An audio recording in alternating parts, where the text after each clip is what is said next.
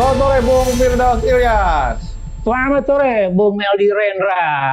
Sebentar lagi liburan habis ini, Bung Meldi ini. Liburan Kerja habis. lagi besok. Besok kalau liburan Rabu itu sore ngopi-ngopi itu, ya kan?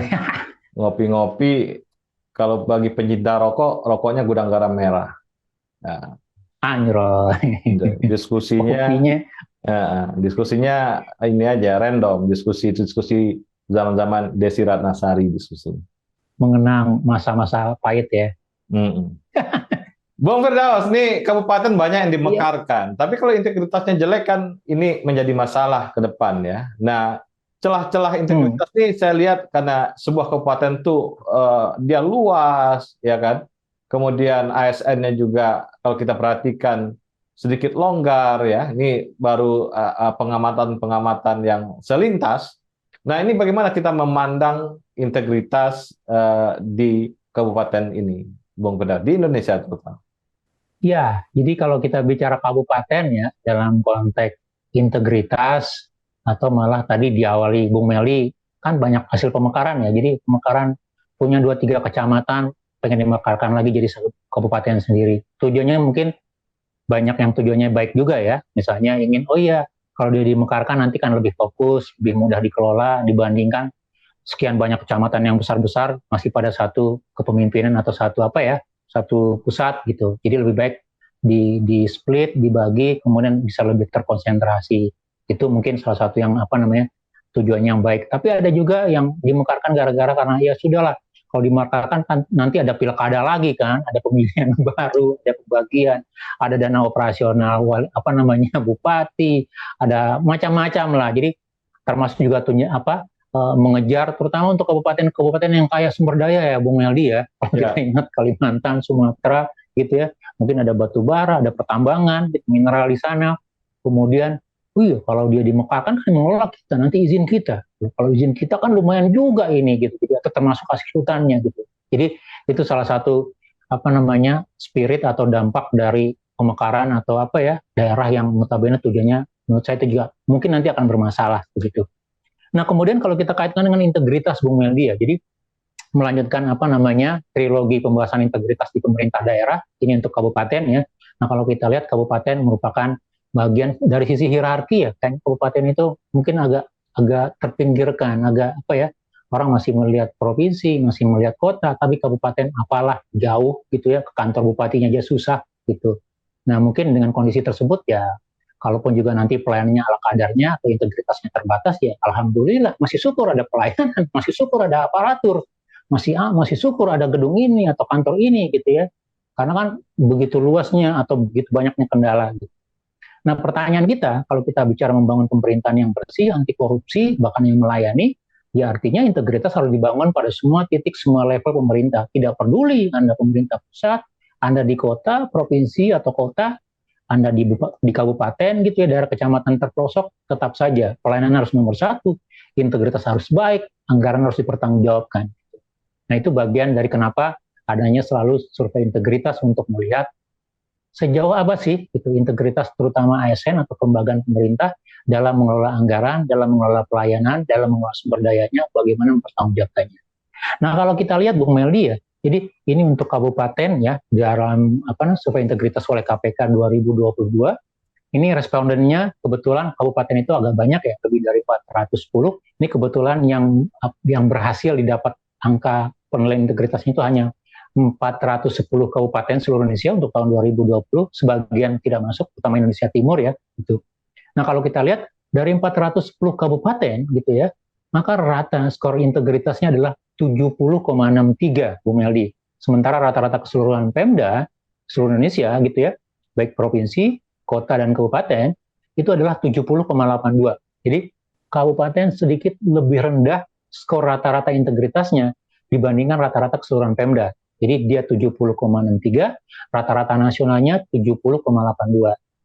Tapi kalau kita mau berkaca lagi, Bu Meldi, kita ingat video yang sebelumnya untuk provinsi ya. Gitu. Ternyata kabupaten ini rata-ratanya lebih tinggi dibanding provinsi, Bu Meldi. Provinsi itu hanya 69, sementara kabupaten 70,63 skor integritasnya. Artinya orang kabupaten boleh sedikit mencibir kepada tingkat provinsi gitu ya, Anda boleh tunjangan dana operasional tunjangannya tinggi gitu ya, apa namanya PIN ininya lebih besar dibandingkan kami yang di kabupaten, tapi skor integritas kami sedikit lebih tinggi dari Anda, Bung. Begitu. Itu sedikit apa namanya intermezzo. Nah, kalau kita lihat dari 70,63 untuk seluruh kabupaten, yang tertinggi itu 88,32. Tinggi sekali, Bung Meldi. Paling tinggi di kabupaten, 88,32. Skor tertingginya. Sementara yang terendahnya, ini juga rendah sekali, 45,2. Jadi, disparitasnya besar sekali. Antara yang paling tertinggal, gitu, 45,2 dalam integritasnya, sementara dengan yang sudah maju, sudah sedikit di advance, gitu ya, 88,32. Jadi, kalau kita mau coba berhenti di sini, kemudian melihat potret di level pemerintahan kabupaten, kita akan menemukan disparitas yang banyak, tantangan yang beragam, tantangan yang beraneka ragam.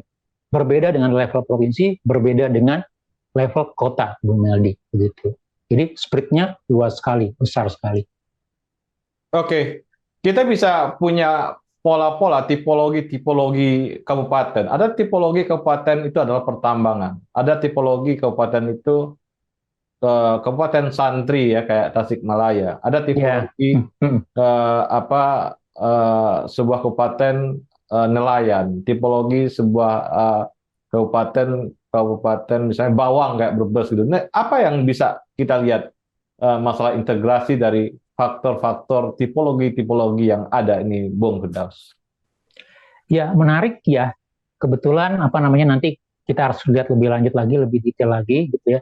Nah, untuk survei integritas ini ada sekian puluh indikator pertanyaan, Bung Meldi. Mulai dari pelayanan, mulai dari pengelolaan sumber daya manusia, pengelolaan anggaran, kemudian budaya anti korupsinya gitu.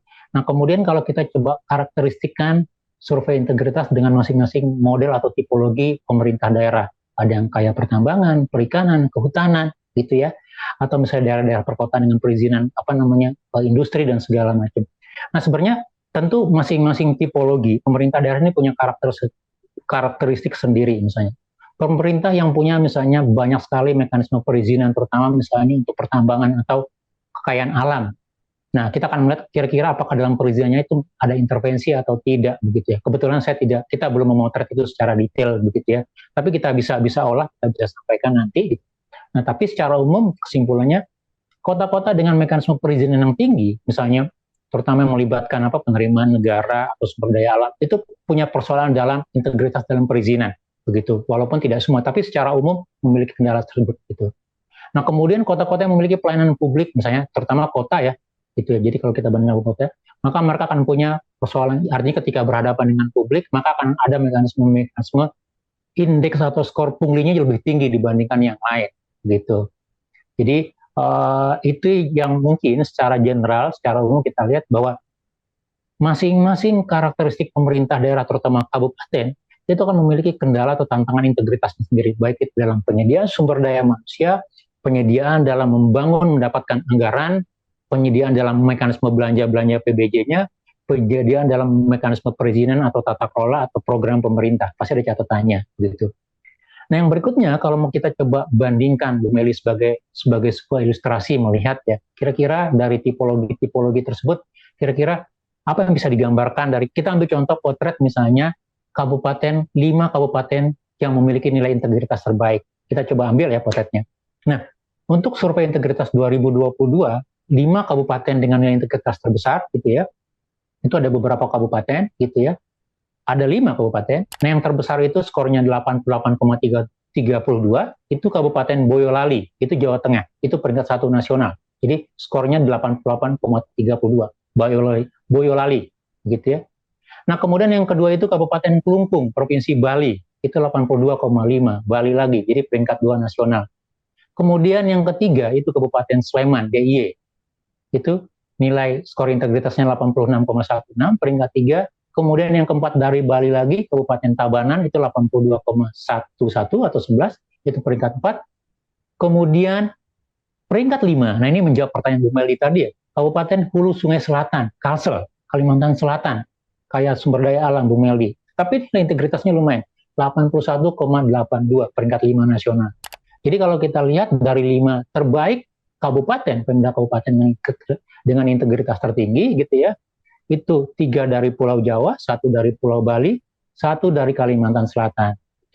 Artinya asumsi demografi, kemajuan, pertumbuhan dan segala macam itu bisa kita lihat dalam gambaran ini. Walaupun tadi ya ada daerah yang agak jauh kayak sumber daya alam, misalnya Hulu Sungai Selatan, ini surprise ya, artinya 81,8 itu cukup tinggi, peringkat 5 nasional itu. Nah kemudian kalau mau kita lihat dari 5 terbaik, tentu ada juga 5 yang terburuk gitu ya. Walaupun kita sudah bisa menebak kira-kira kabupaten dengan integritas terburuk itu adalah memiliki banyak kendala. Nah, dari 5 terburuk, peringkat 5 itu adalah Kabupaten Deiyai, itu ke Provinsi Papua, itu 55,62 skornya, itu peringkat 5 terbawah.